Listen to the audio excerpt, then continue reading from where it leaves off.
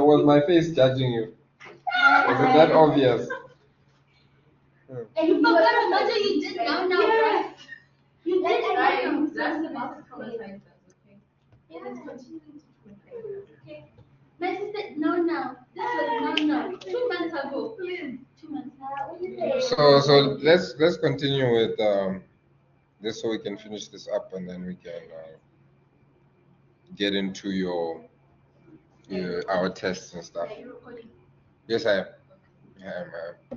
So here, continuous probability distributions, okay? We spoke about the discrete, now we're talking about the continuous random variable, all right? It can take any value in an interval, okay?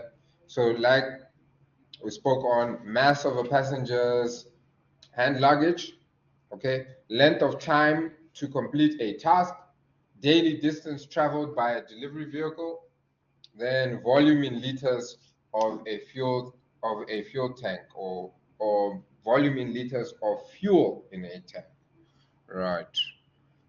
Okay. Then here they're saying because there are an infinite number of possible outcomes associated with a continuous random variable, continuous probability distributions are represented by curves, okay, for which the area under the curve between two x limits represents the probability that x lies within those limits. Okay, remember we have two x limits. So we're saying that our random variable is likely to fall between those limits. What is the probability of that? The most widely used continuous probability distribution in practice is the normal distribution. Okay, and we spoke about this when we were doing what is it called? Descriptive statistics. All right, before we went into linear regression. Okay, and what are they saying? Normal distribution, because a large majority of continuous random variables have outcomes that follow a normal pattern. So this is more of a recap, but your normal probability distribution, the probability distribution has the following properties or characteristics. It's got a bell-shaped curve, okay? Then what else? It is symmetrical, all right? If you slice that bell-shaped curve into two, you'll find that the left side mirrors the right side, or the right side mirrors the left side, isn't it? Okay? And obviously the central value is the mean. Where we slice it in half, that is the mean, that is the average, okay? Right, so that's 63% average that we got for test one.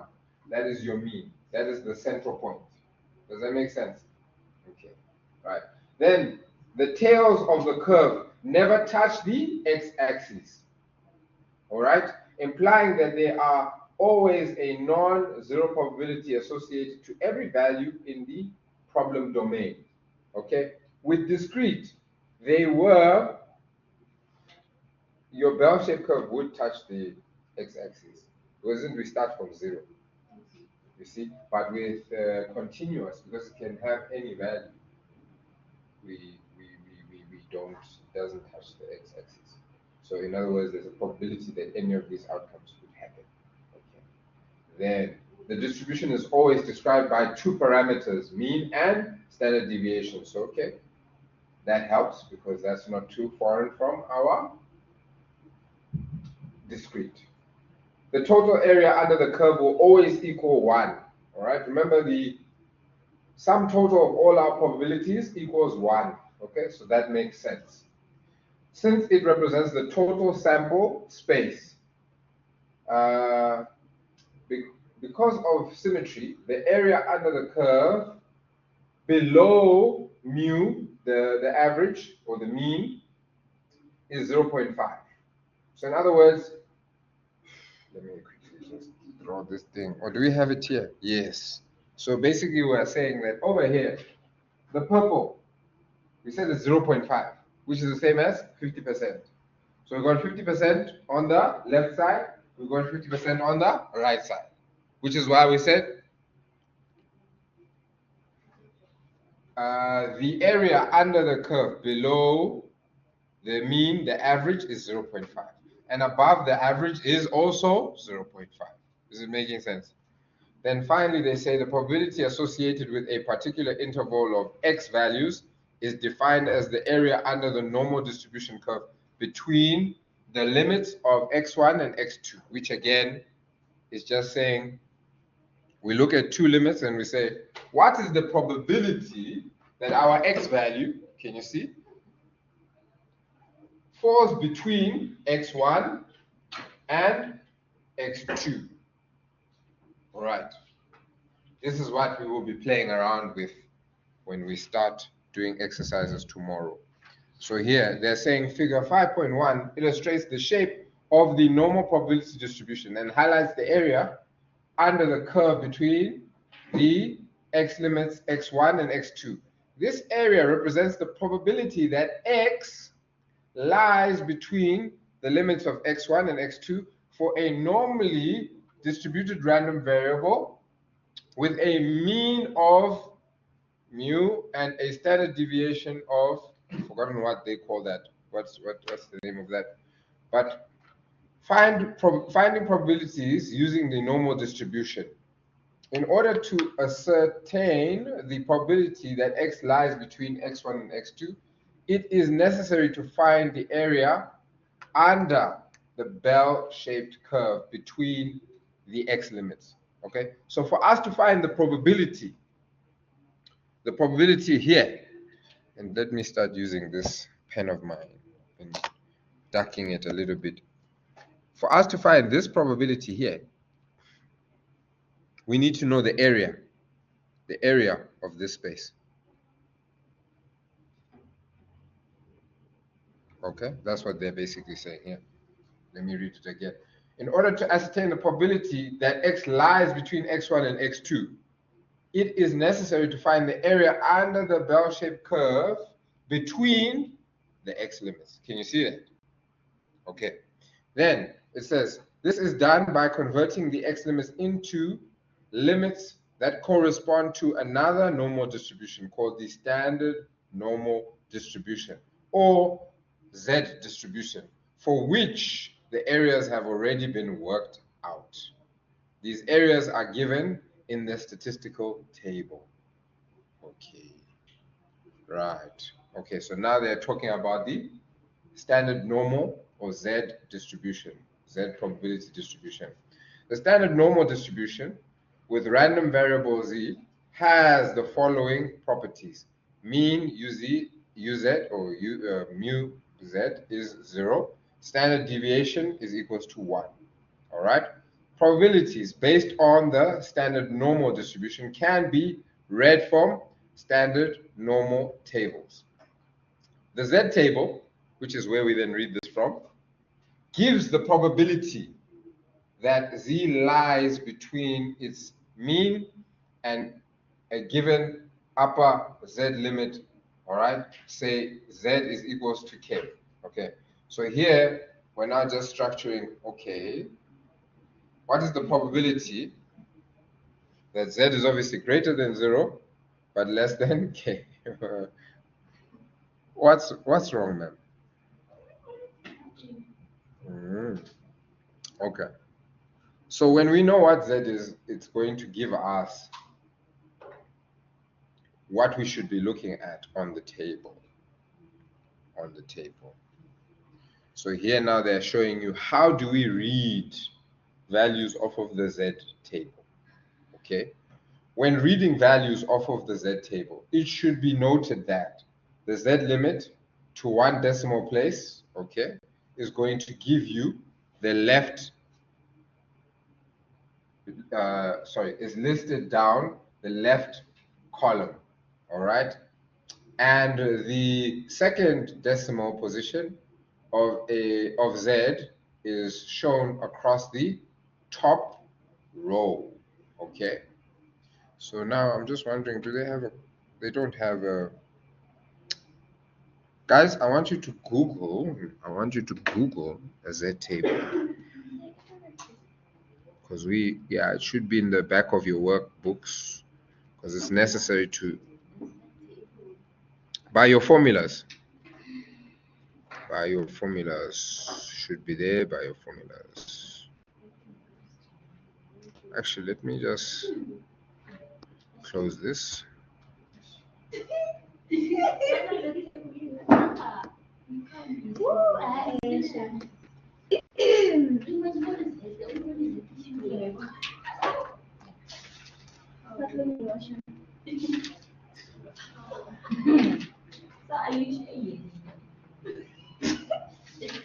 Guys, you paid school fees, ne? This is what you asked for. Hmm? This is what you asked for. So this is what we are talking about. And don't worry, when we do exercises and stuff, but here we'll learn this today. This one we'll learn this today. So here is what they were saying. The first decimal place, you are going to, so if the number, give me a random number. 6. Okay, not a whole number. 0.6. So we then say, okay, 0.6, here we are, all right? And then let's extend that to 0.6 what? 0.68. So we first come down here. Oh, I can't draw on this because it's an image. But we come down to 0.6 on the left column. There we go, we have it. Then we scroll down to 8, all right, to 0.08, which will then be here. Can you see that? So this is now the probability. No way.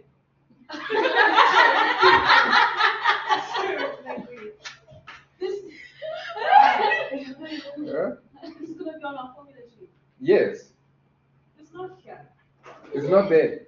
Is it that no way it's not that one? Is it? It's the Z table, the Z distribution. So much. Don't be intimidated, guys. Yeah, no, Just I going to don't. ignore this. Let me see here. What is that? Table one, table two. Sorry, like, let's just ignore this. Like, Oh, but you You can't see, ignore it though. this is the standard normal distribution. This is the T distribution. So sometimes you, and then there's the chi distribution. So you've got different distributions, but the one we focus on is table one, the standard normal. No, this is for the exam.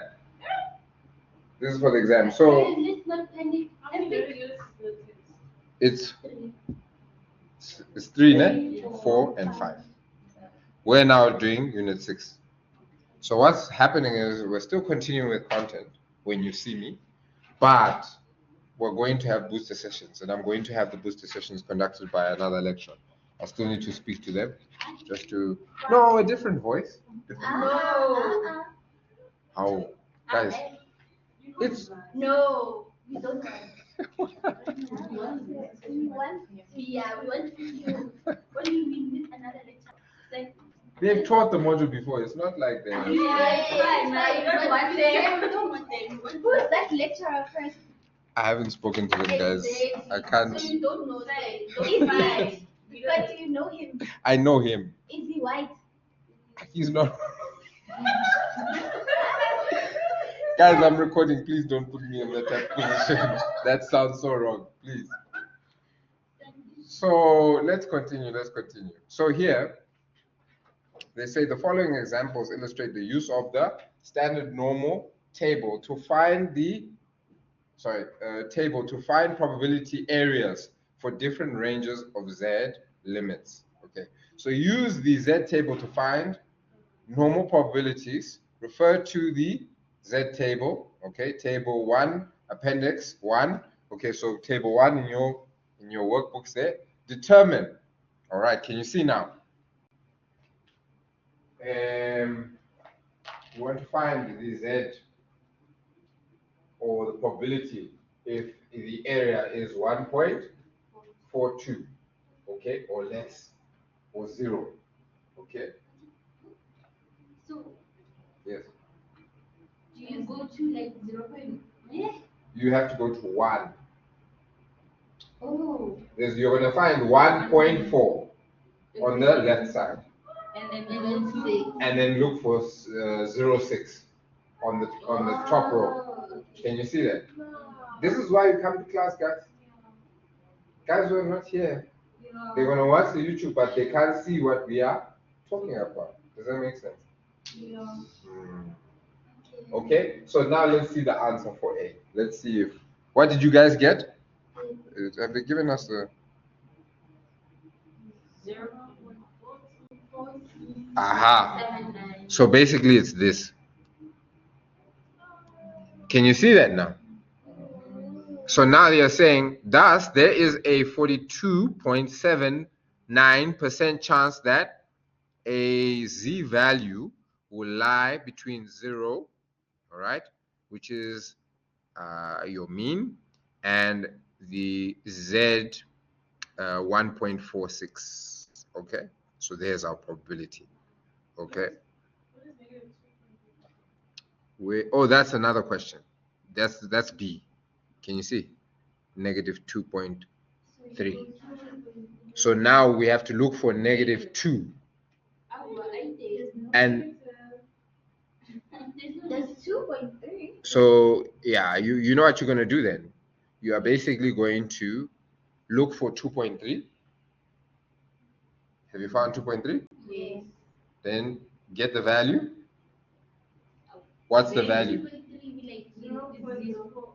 0.489828. Yeah. Okay. You said 0 point. Is it this one? Yeah, Mm-hmm. Is that the answer? That is the answer. But it says negative. Yes. So the negative is disregarded. Irrelevant. No. I think I need to verify something because yeah, but it still is the same. Because remember, we were saying what is the probability that it lies between this space? Remember, this thing is symmetrical. Yes, 0.5 is 0.5. So we're saying what is the probability that our value that we're looking for lies within this space? Can you see that? So if had it been on this side, it would have been a positive 2.3. But still, we're looking at what is the probability that it falls into. The only thing was it would be now saying the probability that it falls within this side, a positive 2.3, so 0, and then less than Z, positive 2.3. So you see, here we're looking at probability. We're not looking at a final answer, a value. Does that make sense? Okay. Well, the other aspect is starts in reverse. Like you have to find what Z is. Yes. So you also need to learn how to calculate Z. Calculate it. Yeah, they have the formulas here. But we are right now we are looking for it. Yes, we're looking for it. And we still have to calculate it. You'll see just now. Don't worry, it's not far. It's not far. It's just nearby, just a few slides away. Okay, so here they're just giving you different scenarios, isn't it? The area of K is found by subtracting between. Okay, so here you're looking at What? I think this one they're referring to C. So let's go to C. If we look at C, they're saying what is the probability that Z is less than 1.82? Okay, so in order to find that, let's first look at it. It was 1.82. Let's first look at it on the graph. Okay, we're saying it's less than. So this green part, right, is because this is 1.2, right? Here's 1.2, isn't it? So we're saying it must be less than. So it's basically we're saying as long as it's yes, as long as it's anywhere that is in white. Does that make sense? Because anywhere where it's green, it is more than. Okay, we want less than, which is this. Can you see here what they used? Okay. Wait. I lie. It's the other way around. Sorry. We want more than. Woo. My goodness. And I can't get I didn't pay attention to the sign. Sorry. It's the other way around. The green part is what we want. to assess the probability, right? We don't want the white part because here it's more than 1.82, okay? So what we then now need to do, and this is why they were explaining that you need to subtract. So let's see, what are we subtracting? How are we going about this? They say the z-table only gives areas between the midpoint, right, 0, and the upper limit k, okay? So here,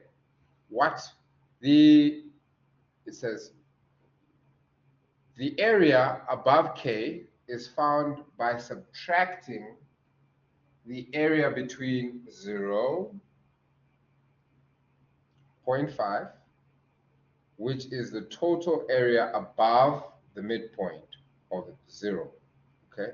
So here, basically,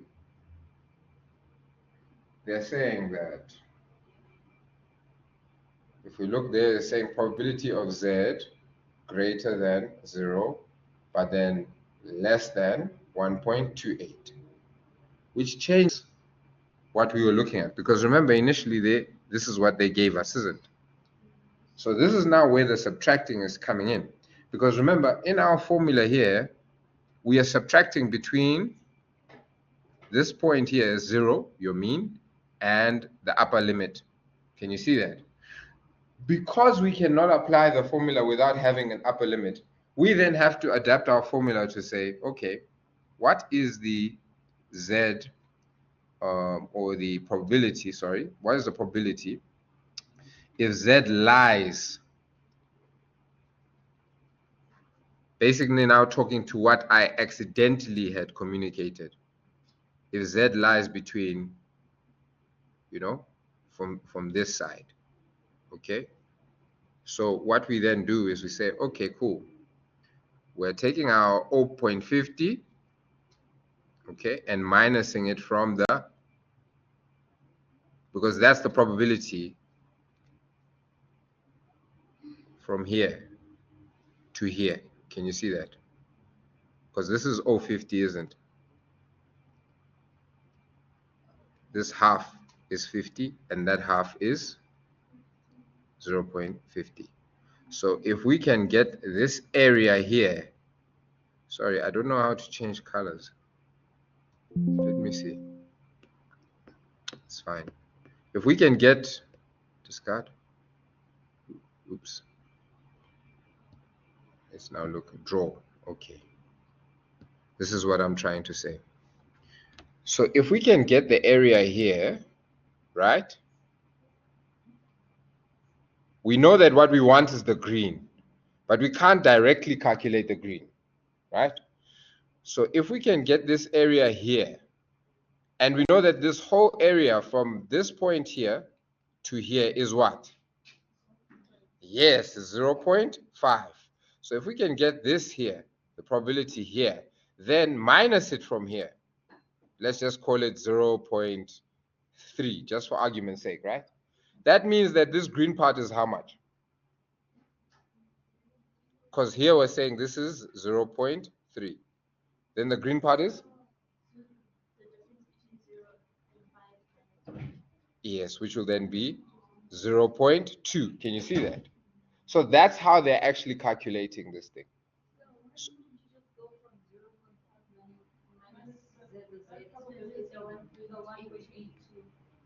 the 1.82, because remember, this is an area, the area which we use in order to get the probability off of what? The table.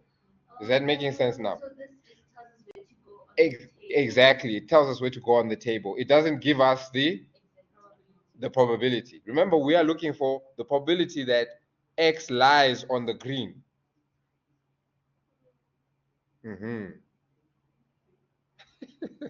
So, guys, it's going to take some revision you to go over, but that's what they were just trying to point out, that we have to subtract, which is, so they basically found out that it wasn't 0.3, it was 0.46. That was the probability. Isn't that on the Z table? Yes, that's what I'm saying. Yeah, so it's 0.5 minus the Z table. Yes. So that's the real. But not the 1.8. She was asking, why don't we just subtract 1.8? You see?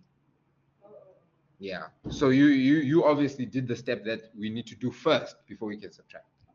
Making sense? Is it making sense for you? You still have that? Mm-hmm.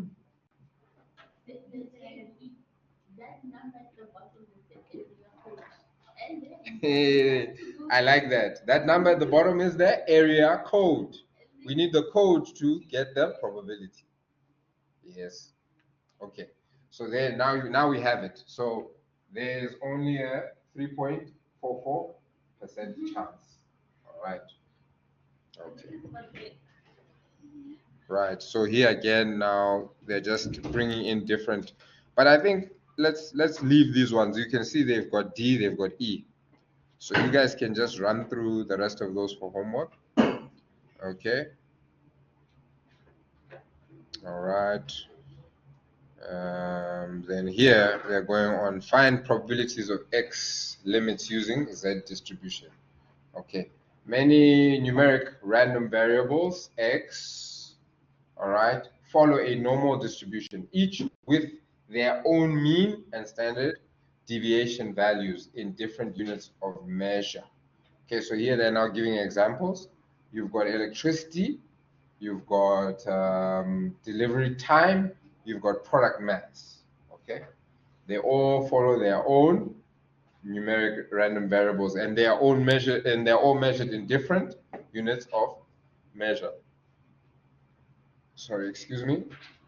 The use of the standard normal Z table to find probabilities associated with outcomes of these numeric random variables. Each X value must be converted into a Z value, okay, which is then used to read off the probabilities. So to find Z, and this is what we were so eager. That's your formula. That's your formula. So we need to have the standard deviation, we need to have the mu, and then obviously the X value that we are looking for. In other words, the outcome that we are desiring. But again, guys, please don't worry too much about this. I think what's important is that we just understand that we can calculate that Z value, which we then use, as my sister highlighted over there, to then find the probability off of the Z table. Okay?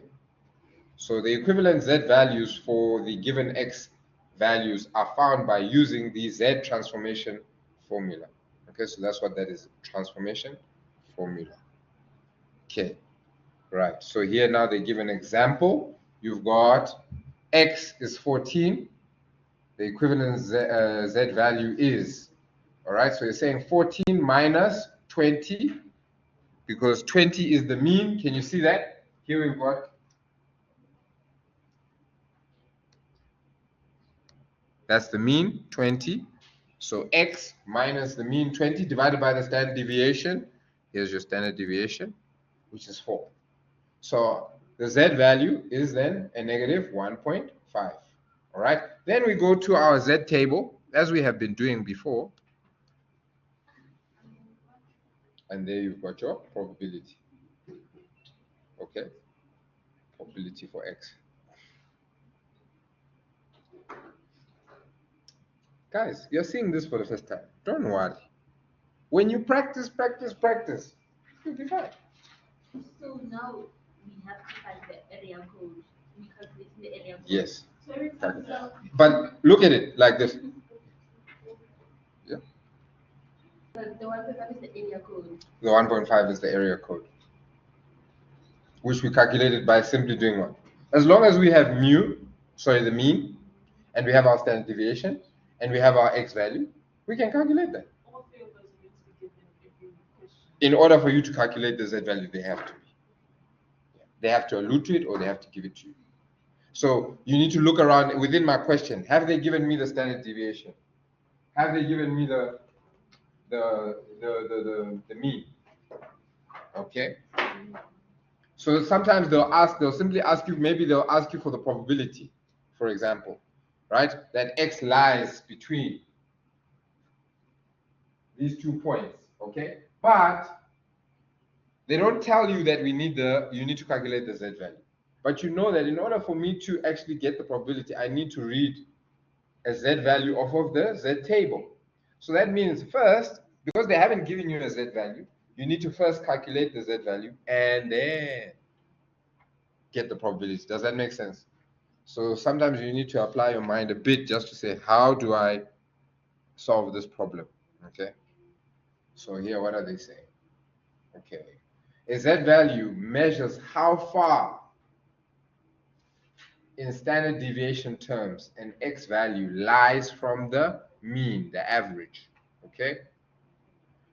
In the previous illustration, for x equals to 14 with a mean of 20 and a standard deviation of 4, the corresponding z value was negative 1.6, implying or implies that the value of x 14 lies 1.5 standard deviations below the negative sign, the mean of 20.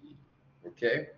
Similarly, for x20, okay, so now they've changed the value of your x, okay?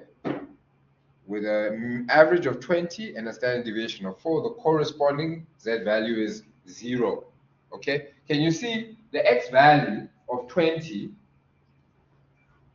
is the same as your average?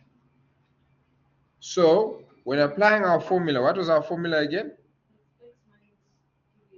So we're saying x20 minus your mean of 20, which will obviously give you 0, divided by 4. 0 divided by 4 is equals to? Can you see that? Okay, so there was no standard deviation for this x, which intuitively also makes sense because you're basically saying, what is the dispersion of my x value from the average? But if your x value is 20 and your average is 20, what's the dispersion? There is none. Can you see that? Okay, so I'm just trying to illustrate that quickly. All right, therefore, 0 deviation from the mean, okay, which is just further expressing what we've just been discussing. Okay, so here they're just giving you another example. All right, so play around with these. You have to get comfortable with these because remember, we cannot get the probability, our continuous probability, all right, continuous random variable probability, if we don't have our z value. Okay, another, they're just giving you a different question there, but it's the same thing. All right, same thing, solution, same thing. So go and do this 5.7 and 5.5 for homework. Okay, and there you have it. Those are your slides. That's your learning unit 6. Example 5.7 and 5.6. Okay, right. Cool. So we are now done with our theoretical side from learning unit 6. I think let's just take a quick break. Then after the break,